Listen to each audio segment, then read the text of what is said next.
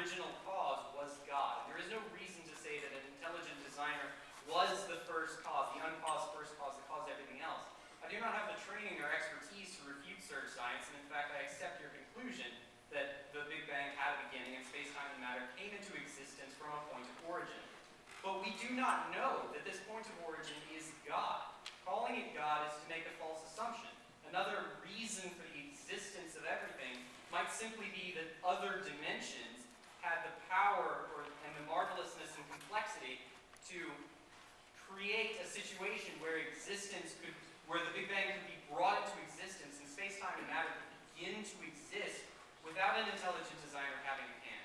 Well, Carter, what you just described there is what we would call God. God is in another dimension that has the ability to bring these dimensions into existence. So if you want to call it another dimension, you can call it that. But that's exactly what we mean by God. But then why is there a theology? Why do we worship God if he could easily be called another dimension? Excellent point. You don't have to worship God. In fact, Aristotle never worshipped God. In fact, the Greeks never got their theology and philosophy together. They knew that there had to be an unmoved mover, but they never put the two together and worshiped the unmoved mover. So you don't have to worship the unmoved mover. You don't have to. You can do whatever you want. That's why you have free will. God loves you enough to give you free will. You can love him or reject him. That's up to you. But on that point, we do have the free will to accept or reject God, but the obvious conclusion is that rejection of God will lead to eternal damnation in hell. Yep. So in reality, we do not really have the choice to accept or not to accept God. We must ultimately accept God, assuming we choose to avoid perdition. Well, if you want to avoid... Well, let me back up for a second. There's only two possibilities if God exists. In eternity, you're going to be with him or you're not going to be with him. Right? That's logically the only two options. Correct. If you want to be with him, you will seek him out and be with him. If you don't want to be with him, God will not force you into his presence against your will. In fact, let me make the objection stronger than what you're making it. You're very polite, but I debated an atheist who was a little bit more direct. And let me tell you, this man he's a good man. I like him. His name is Eddie Tabash. He's an attorney from Beverly Hills. We debated at the University of Michigan a number of months ago. And he looked at me during the Q&A and he said, Frank, my mother was a survivor of the Holocaust. She lived an awful life. Somebody presented her with the gospel and she rejected it. Is she in hell right now? I said, Eddie, I don't know where your mother is. I don't know if she made a profession of faith in her last moments, but if she didn't, then God will not force her into his presence against her will. God is too loving for that. And I asked the audience this question. In fact, I'll ask you as an audience this question. Ladies, is there anybody in here who's ever had a man pursue you and you did not want that man to pursue you? You did not want to date him. Anyone in here? Of course. In fact, some of you are going, yeah, he's sitting right next to me right now.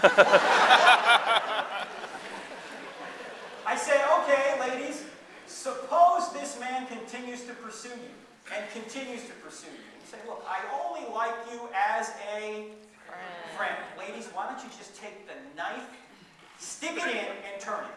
Because every man in here has heard this. I like you, but only as a friend. Well, suppose he continues to pursue you. And he gets to the point where he says, look, I love you so much, I'm going to force you to love me. Can he do that? No, he can't do that. Love, by definition, must be freely given. So if he truly did love you, what would he do? He would leave you alone. That's exactly what God does.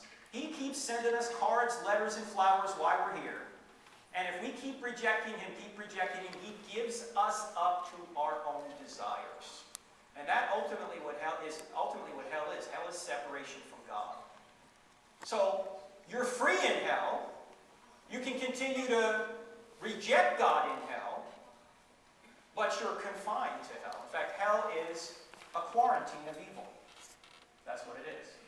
And heaven, of course, is being in the very presence of God. God loves you too much to force you into his presence against your will. See, thank you. Thanks, Bart.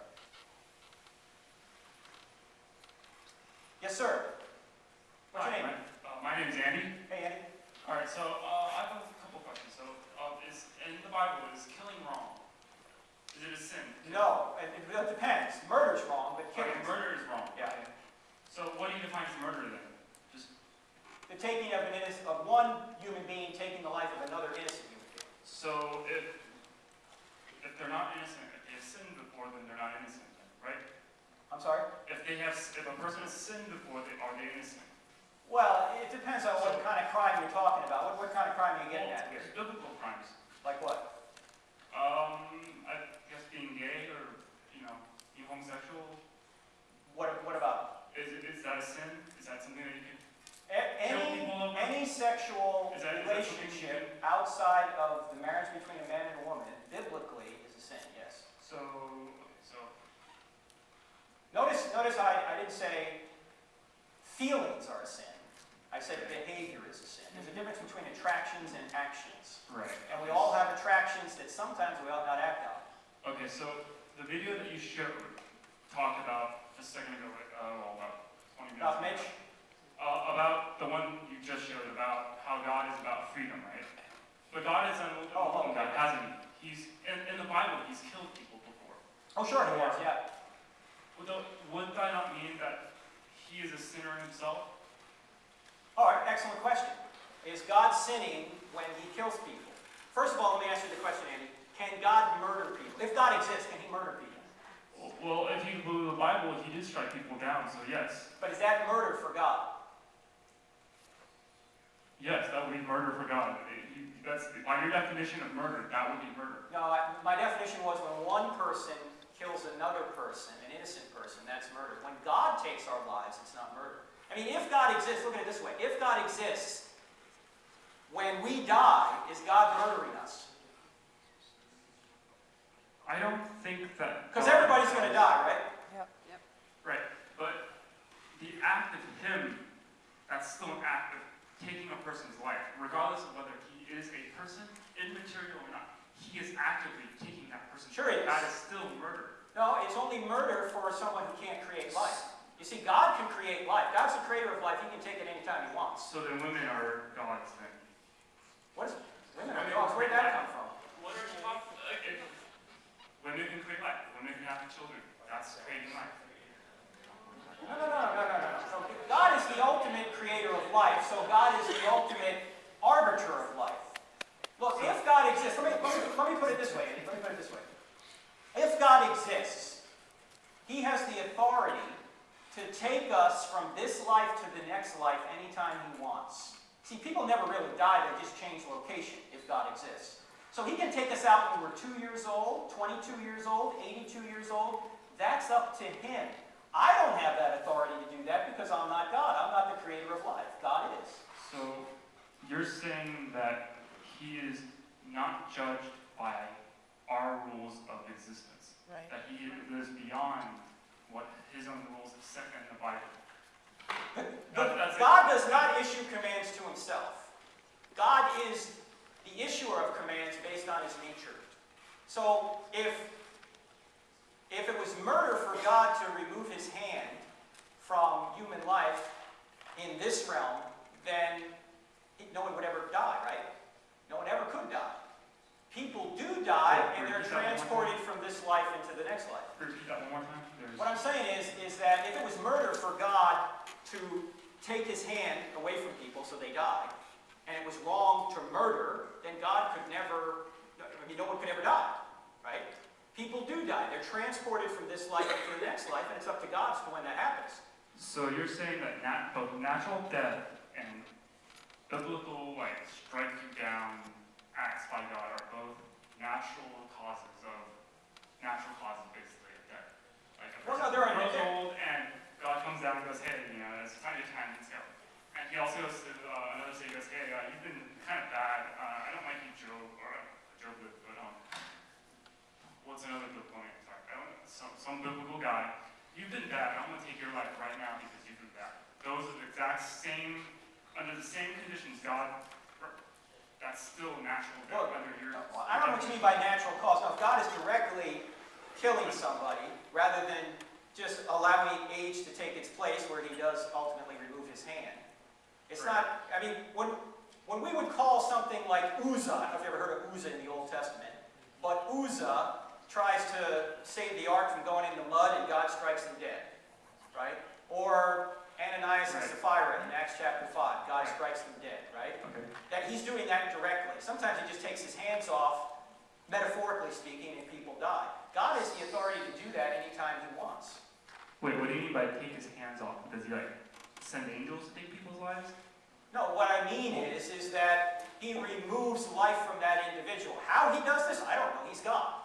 He just says this time's up, the person dies. Okay, so he does take people's lives. Sure, yes. Both natural death and through biblical actions. Sure. So then how does he not sin then?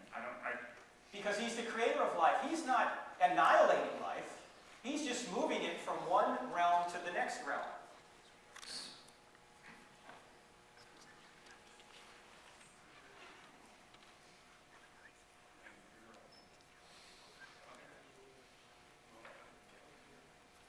Thanks, Andy. We can talk more after if you want. Yes, sir. What's your name? Michael Jordan. Hey, Michael. That was the reaction I was expecting. Do you guys know Michael or something? You just said his name. Everyone laughed. What's the deal with that? Say your name again. Michael Jordan. Didn't have the same effect. Go ahead, Michael. Well, I've been a believer of God for almost all my life, and I've always wanted to kind of try to convert somebody to Christianity that isn't like a Christian. For example, like one of my friends at school is an atheist, and like you're an expert at this stuff, and I wanted to know like if you could give me like any advice or tips or something for like if I want to try to have like a biblical conversation with them, because like I don't want to be like stick a Bible and say you need Jesus, read this book. So Yeah, turn or burn doesn't often work. but yeah, I just want to ask like kind of like a Well, why don't you take Jesus' example? What did Jesus do? he died for us and Yeah, he died for us, but he loved people. yeah. He didn't always have to turn everything to a spiritual conversation. He just loved them, and it was in their lives. And he usually asked questions of people. So here are 3 questions you can ask people. Well, let me give you 4. The first question you ought to ask somebody if you're having a spiritual conversation, and it's a question I asked a young lady in this room 18 months ago, and she was standing right where you stood. The question was, if Christianity were true, would you become a Christian? And she said, "You couldn't do that." I said, "Well, you don't sound very open." If it were true, would you become a Christian? I've had many people on college campuses say, "No! No. Wait. This lady happened to be an atheist. I said, "You're an atheist? You claim to be a beacon of reason? Never mind that reason can't exist if atheism's true, because if atheism's true, we're just molecules in motion. We're not really thinking, we're just reacting. But let's leave that aside. You claim to be an atheist, a beacon of reason, and I ask you, if something were true, would you believe it? And you say no? How is that rational? It's not rational. The biggest problem, I think, for people becoming Christians is not really evidence. It's accountability and morality. People don't want to be Christians. Why? Because they think they're not going to be able to control their lives anymore. Hey, I tried it without being a Christian, and I screwed it up. So the question is, are you willing to become a Christian if it's true? Okay? So just see, if they hesitate at all or say no, then just continue to love them. And I can almost guarantee you this, one day it's going to be a tragedy in that person's life, and if you stay in their life, one day your phone's going to ring, and they're going to be on the other end. Why? Because you've already demonstrated that you love them and you're a person of spiritual depth, so when they need something, they're going to call you. When the student is ready, the teacher will appear.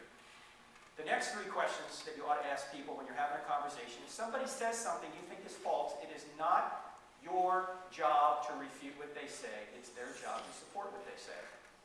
So the first question I ask people is when they say something is, what do you mean by that? That's why I asked Carter that question. I think I asked Andy that question. What do you mean by murder? Right? Define your terms. The second question is, how did you come to that conclusion? Because a lot of people will say, I can't believe the Bible because it's been changed throughout the centuries. How did you come to that conclusion?